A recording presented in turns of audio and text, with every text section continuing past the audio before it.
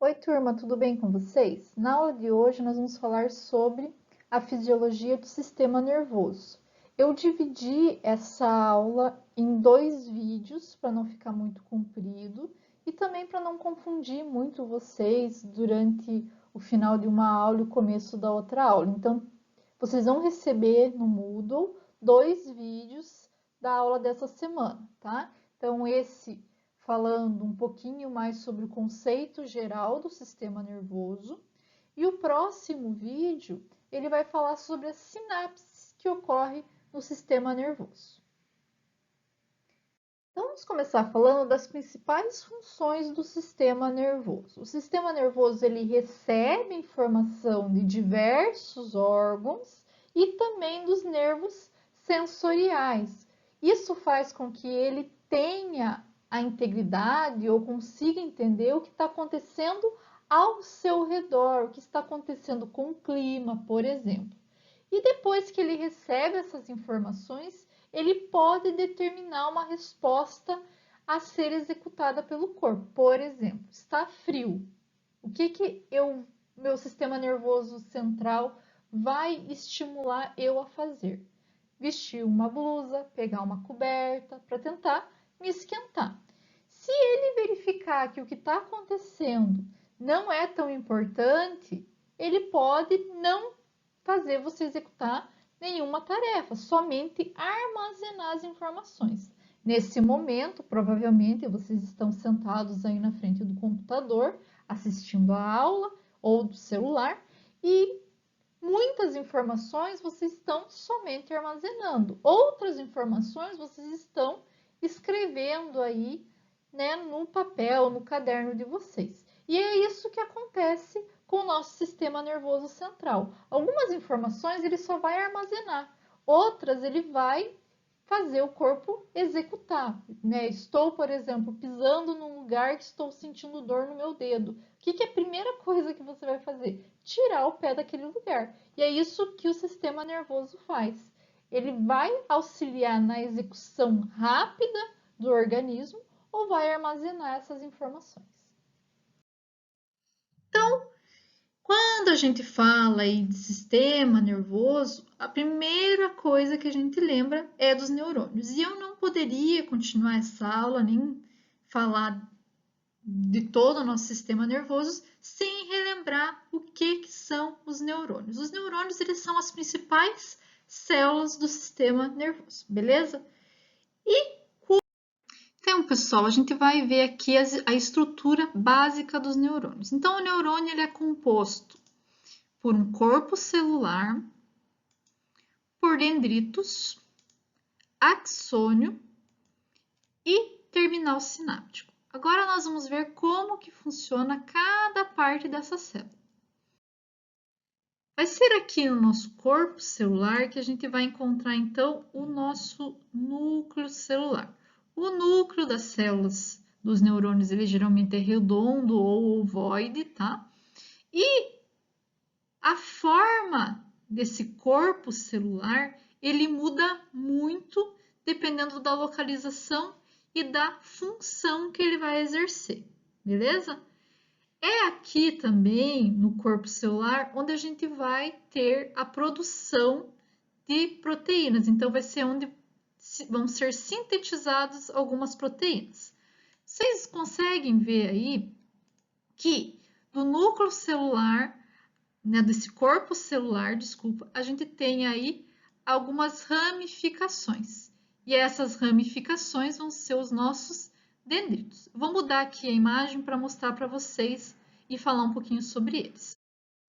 Os dendritos, então, que saem aqui do nosso corpo celular, eles são prolongamentos finos e geralmente eles são ramificados. Vocês conseguem ver aqui nesta região, por exemplo, a ramificação desses dendritos. Essa ramificação é extremamente importante, porque é a partir dessas ramificações, os dendritos, que as nossas células conseguem receber os estímulos que vêm ou de outros neurônios ou de células sensoriais, tá? Então, por onde chegam as nossas informações, por onde o nosso neurônio recebe as informações? Pelos dendritos, beleza? Também saindo do corpo celular, na outra extremidade do corpo celular, nós vamos ter aí os axônios. Os axônios, eles são esses prolongamentos, geralmente muito longos, podendo chegar aí a 1 metro de comprimento. Pessoal, é bem longo mesmo. E eles vão ser responsáveis aí pela transmissão do impulso nervoso.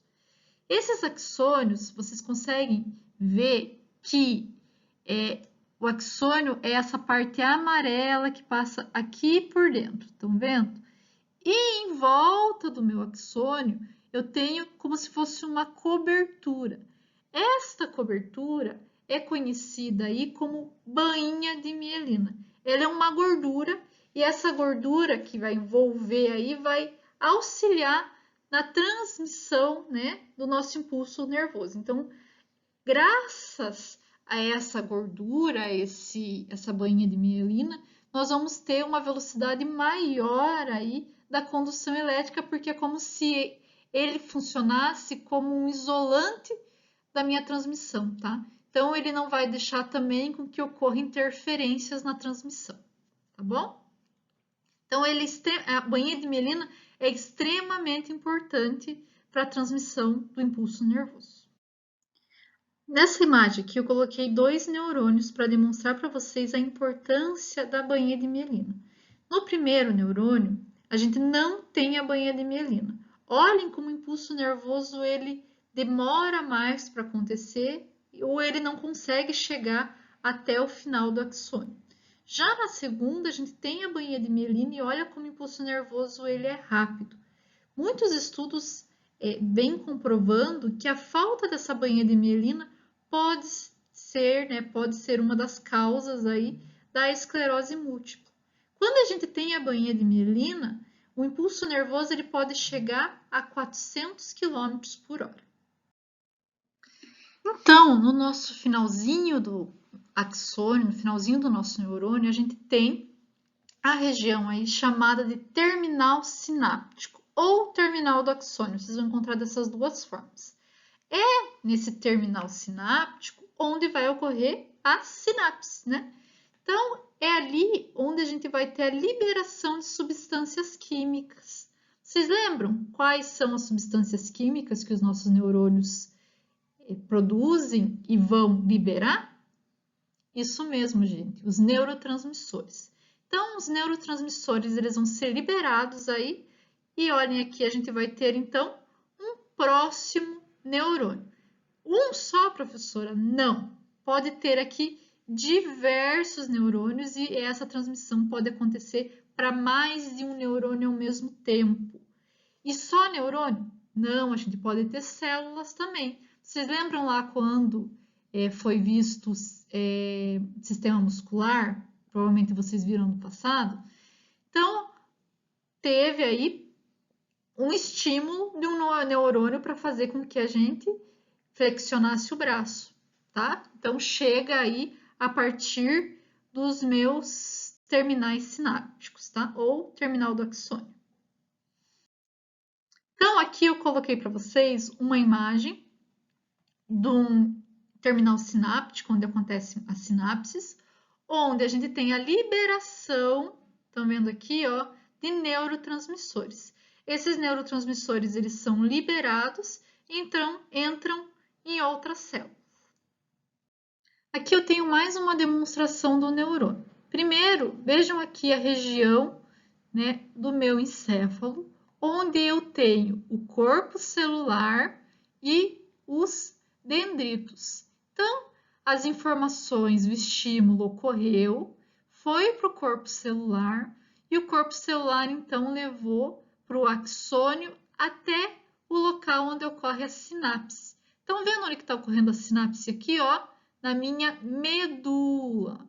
Então, lá na medula espinal, eu vou ter a ocorrência das sinapses, então, vários neurônios vão receber aí os neurotransmissores e, então, ter a ação. Sempre acontece desse jeito? Não é sempre. Essa é uma demonstração de um sistema nervoso quando a gente está tendo uma informação do sistema nervoso central para o sistema nervoso periférico, tá bom?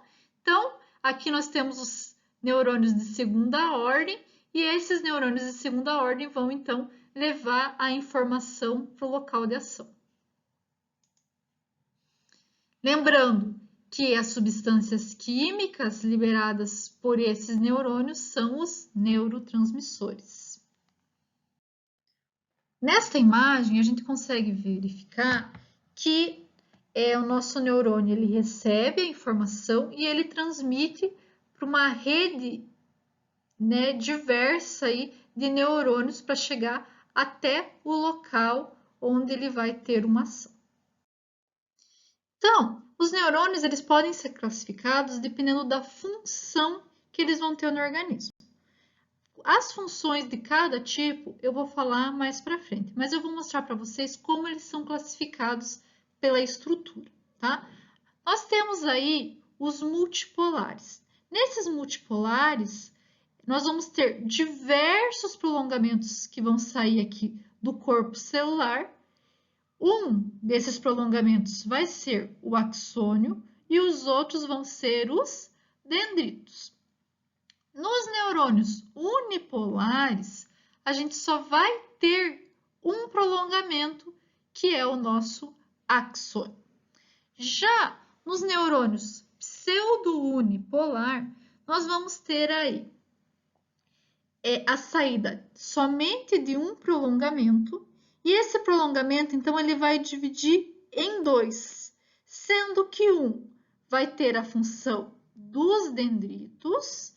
Então, ele vai ser aqui que nós vamos receber as informações, e o outro vai ter a função do axônio, onde ele vai transmitir as informações recebidas, tá? Esse aqui é um neurônio bem comum quando a gente fala de neurônio sensorial, tá? E nós temos também o bipolar, que também é comum aí quando a gente está falando de neurônios sensoriais, tá? Onde a gente tem aqui um prolongamento, que vai ser o dendrito, e o outro prolongamento, que vai ser o axônio. Para entendermos sobre o sistema nervoso, eu programei a nossa aula para falar primeiro do impulso nervoso, para depois falar de como ele é dividido, tá? Então, vamos lembrar um pouquinho de como acontece esse impulso nervoso. Eu sei que vocês já viram algumas vezes, mas vamos lembrar aí. O impulso nervoso, ele é um sinal elétrico, tá? E ele vai proporcionar, então, a comunicação entre os neurônios.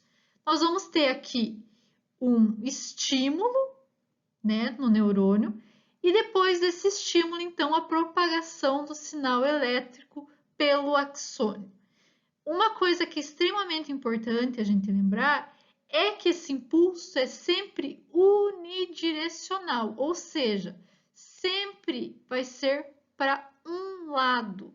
Então, nós temos o estímulo lá nos dendritos, esse estímulo vem aqui para o nosso corpo celular e então ele vai ser enviado através dos axônios para outra célula. Para entender sobre o impulso nervoso, a gente tem que lembrar lá como que o nosso neurônio ele está quando ele está em repouso. Quando ele está em repouso, nós temos aí uma carga negativa no interior do nosso axônio, quando comparado com a parte externa da membrana, tá? Então, nós temos uma carga positiva e isso faz com que a gente tenha um neurônio polarizado, porque a carga positiva está por fora da membrana e dentro a gente tem uma carga negativa. Essa carga negativa, ela está em torno de menos 70 milivolts, tá?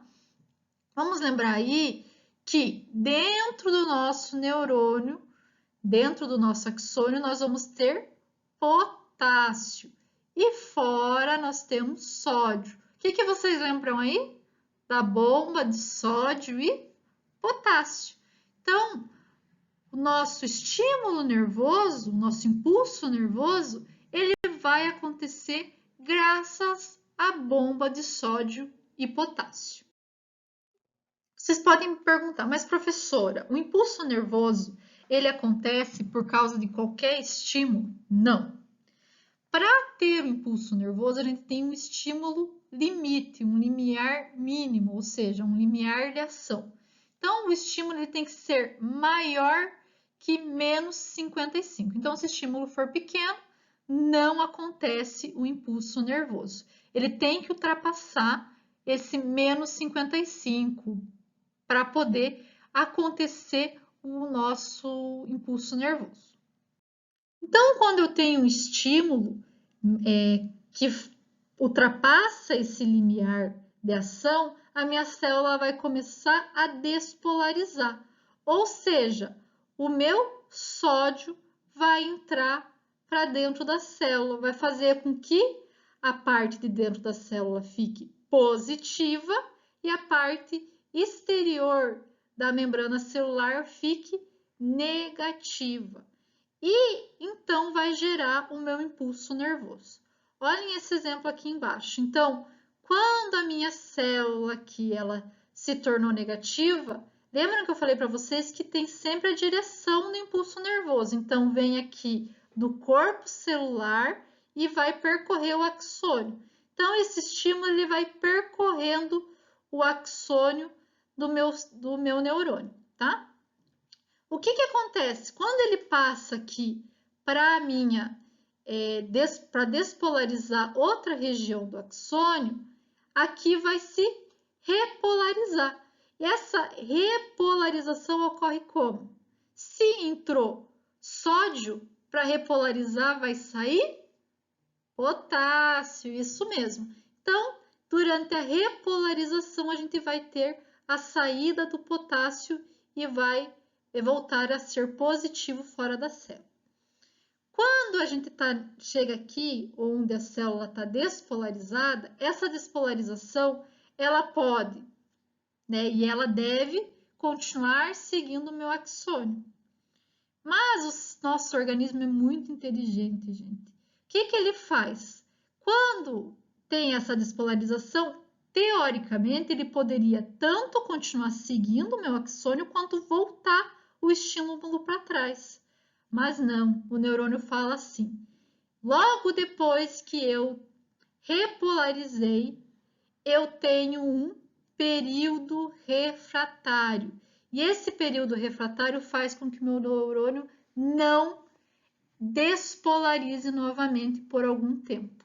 Então, por algum tempo, ele não vai sofrer despolarização, ele vai ficar polarizado e isso estimula com que o meu impulso nervoso siga o caminho correto do meu axônio. Olhem aqui, vamos lembrar como que acontece aí essa bomba de sódio e potássio. Quando minhas células estão normais, estão em repouso, eu tenho sódio no meio externo e potássio no meio interno, tá? Então, vou ter uma carga positiva. Quando eu recebo estímulo nervoso, vou ter aí a entrada de sódio dentro da célula. Isso vai fazer com que eu tenha o potencial de ação e despolarização aqui do meu neurônio. Esse potencial de ação, gente, dura muito pouco tempo. Olha aqui, 0,0015 segundos. Para que ocorra a minha repolarização, então, as minhas células vão começar a jogar aqui potássio para fora para poder repolarizar a região.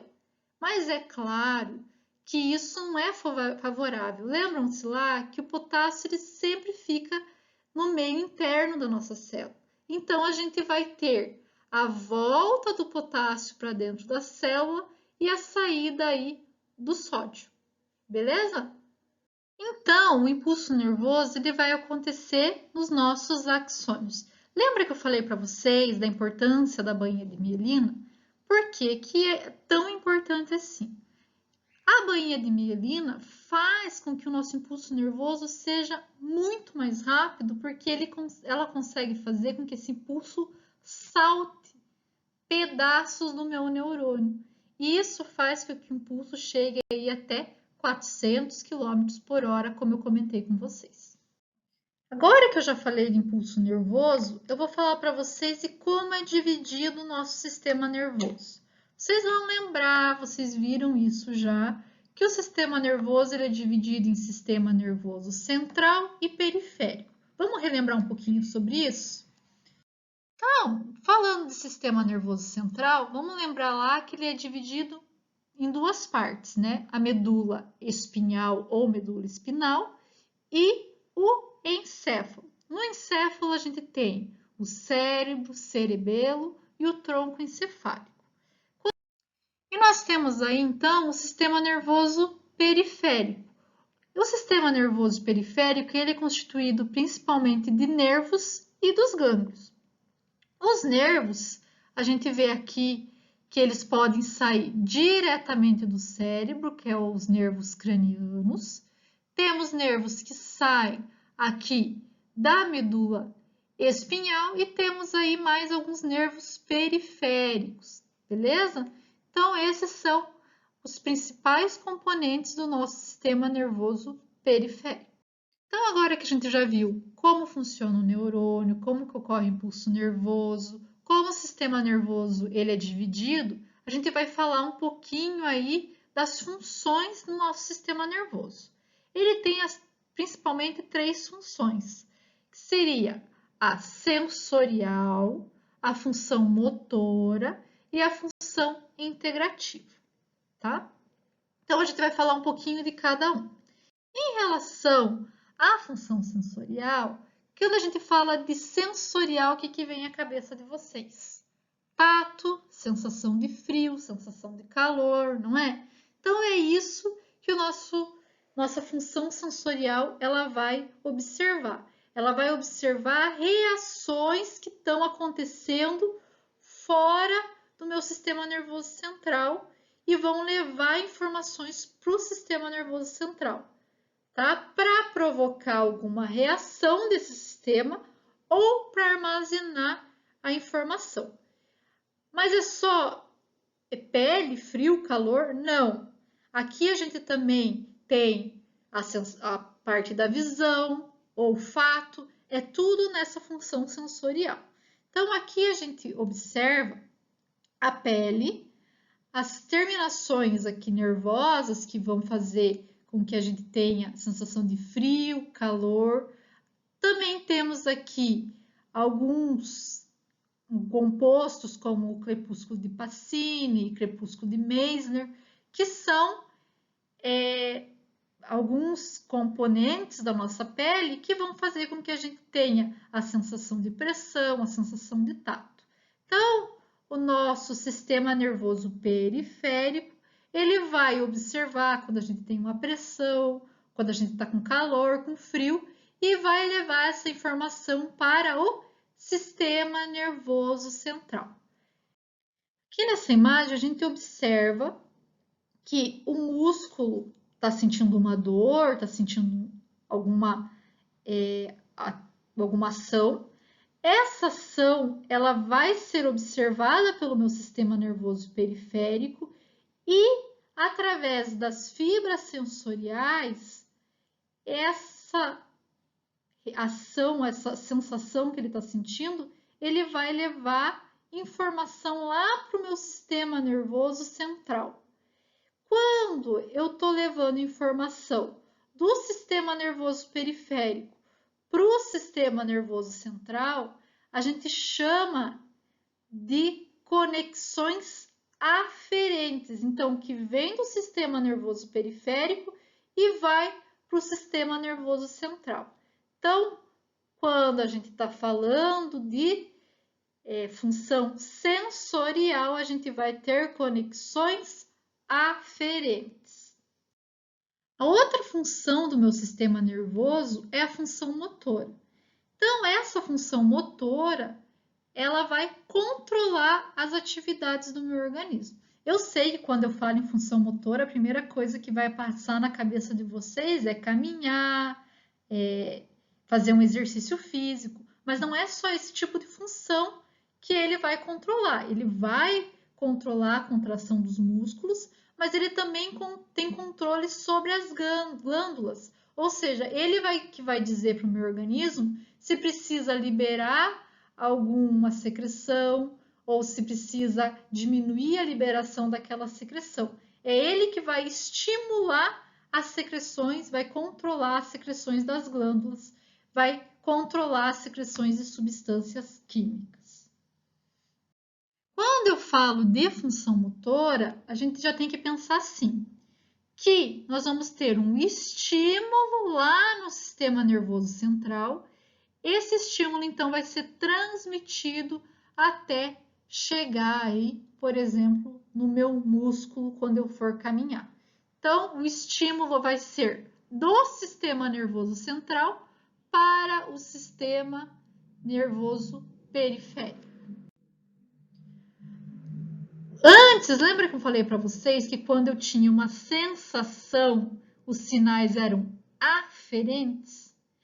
Quando eu tenho um estímulo motor pela fibra motora, eu vou ter sinais eferentes. Então, quando o estímulo vem do sistema nervoso central para o sistema nervoso periférico, os sinais são eferentes. Então, uma coisa que com certeza vocês podem ficar na dúvida é sobre isso. Qual que é a diferença de sinal ou controle aferente e sinal ou controle eferente? Então, aferente é quando eu tenho um estímulo sensorial e esse estímulo vai da periferia para o sistema nervoso central.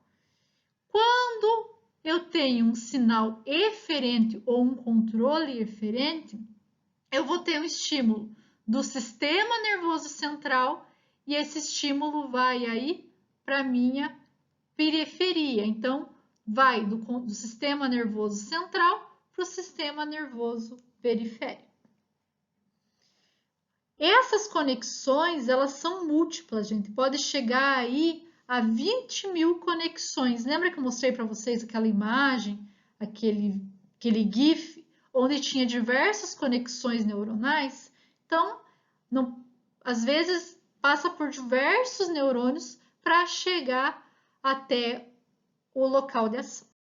Na função integrativa do sistema nervoso, são aí o modo que o meu sistema nervoso processa as informações aferentes, ou seja, as informações que vêm do meu sistema nervoso periférico. Então, como que ele vai processar essas informações e vai executar a minha resposta motora, por exemplo. Vamos dar um exemplo aqui para vocês. Quando você encosta em uma superfície quente, é uma função sensorial. Você encostou numa superfície quente, vai lá para o meu sistema nervoso central uma informação aferente que eu encostei nessa superfície quente. Ele vai processar essa informação de forma integrativa e vai dizer assim: tire a mão daí, que é uma forma motora dele fazer com que você retire sua mão da superfície quente. Vocês viram como todas as funções elas estão interligadas? Então, você tem a sensação, ele vai para o meu sistema nervoso, interpreta o que está acontecendo e ele vai dar um sinal motor para você retirar a mão do local onde você está encostando, por exemplo, tá? Claro que 99% das minhas informações sensoriais são descartadas. Você não fica o dia inteiro sentindo tudo que está à tua volta, né? Você muitas vezes descarta essas informações, mas sempre que você precisa, você observa elas. Deu para entender? cada uma dessas funções? Gente, ficou com dúvida? Anota aí no papel e vamos tirar a dúvida depois, tá bom? Ó, vou voltar nessa imagem para lembrar vocês como funciona. Então, eu vou ter aqui os sinais aferentes. Esses sinais eles vão ser enviados para o meu sistema nervoso central. Aqui, no meu sistema nervoso central, eu vou ter as funções integrativas. E ele vai dizer para mim, você precisa caminhar. Então, ele vem aqui por sinais eferentes e manda aqui meu músculo se locomover, contrai o meu músculo. Beleza? Nosso sistema nervoso, ele vai se dividir de forma funcional. Então, cada parte do sistema vai ter uma função diferente. Vamos ver as funções aí? Primeiramente, vamos ver as divisões. Primeira divisão é a nível medular. O nível medular é o que a gente tem aí, a medula espinal ou medula espinhal. No segundo, o outro nível é o nível cerebral inferior, também conhecido como nível subcortical. E nós temos aí o nível cerebral superior, ou nível cortical. A gente vai ver um pouquinho sobre cada um deles. Vamos começar aí com o nível da medula espinhal. Então, o primeiro nível é o nível medular. O nível medular vai ser aí onde ocorre a passagem dos meus sinais. Então, os sinais que vêm aí da periferia do meu organismo, do meu corpo, e vai em direção ao encéfalo, ou que vem do encéfalo e vai em direção ao corpo. Por exemplo, são sinais de movimento, sinais de marcha, de reflexo. Por exemplo, sinal de afastar o nosso corpo aí de uma superfície quente que está nos causando dor. Enrijecer a perna para sustentar o corpo de pé. Controlar os vasos sanguíneos, os movimentos gastrointestinais, vontade de ir ao banheiro. Então, todos esses sinais, essas informações, elas vão passar pelo meu nível medular, tá? O outro nível é o nível cerebral inferior. Então, esse nível inferior, que é o subcortical, vão ser aí atividades subconscientes do meu corpo. Então, são atividades que eu não estou pensando que eu estou fazendo, tá? Claro que a gente vai ver isso detalhadamente daqui a pouco. Aqui é só para vocês já irem pensando nisso. Onde que acontece essas atividades? Vão acontecer aí no bulbo, ponte, mesencéfalo, hipotálamo, tálamo, cerebelo e glândula base. Então, vai ser aqui na minha região, principalmente do tronco encefálico. Nesse nível cerebral inferior, vai ser onde a gente vai ter o controle da pressão arterial, da respiração, que a gente já viu. Lembram-se que acontece no bulbo e na ponte, do equilíbrio, que vai acontecer aí no cerebelo, no retículo bulbar, dos reflexos alimentares, que acontece no bulbo, ponte, cerebelo e hipotálamo. E quando a gente fala de nível cerebral superior, aí já são várias ações, várias funções. Uma delas é a memória, então acontece aí no córtex cerebral. Sem esse córtex cerebral, algumas funções elas vão ser imprecisas, então é extremamente importante. Se a gente tiver algum dano nesse córtex cerebral, a gente vai ter dificuldade de fazer algumas coisas, tá bom? Então, é essencial essa região, né, para a gente poder ter os processos mentais corretos. Se a gente tiver alguma danificação nessa região, ou a gente tem perda da memória, ou você não consegue fazer algumas funções. Quando a gente fala de memória, vamos lembrar lá que pouca coisa que vai dar uma resposta motora para o meu sistema. A maioria das informações elas vão ser armazenadas. Então, essas informações elas podem ser armazenadas para uma futura atividade motora, também pode ser armazenada por muito tempo aí no meu sistema nervoso, tá? A maior parte dessas informações elas vão ser armazenadas no córtex cerebral e uma pequena parte ela vai ser armazenada ou no encéfalo ou na membrana espinhal, tá? Nós podemos relacionar o sistema nervoso com o computador, né? Como se o teclado fosse o sistema nervoso periférico e a memória do computador nosso sistema nervoso central.